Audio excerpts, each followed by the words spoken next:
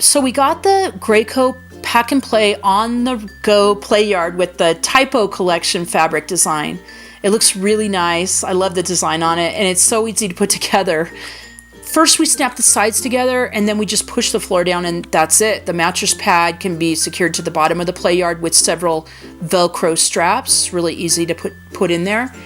And it also comes with a separate single piece attachment that's reinforced by steel bars, which changes it into a bassinet style crib for small babies.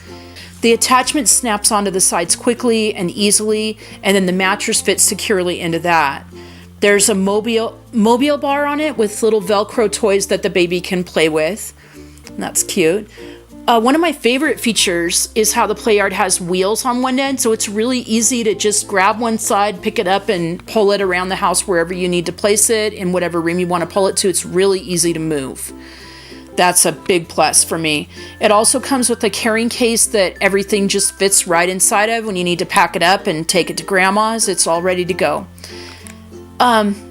The Playard is really high quality. It has lots of convenient features, like on the sides there's these easy to click child safe buttons on the outside of it. Whenever it's time to fold up the Playard, it's very easy to put that all together. And I'm really glad we got it. It's working great for us.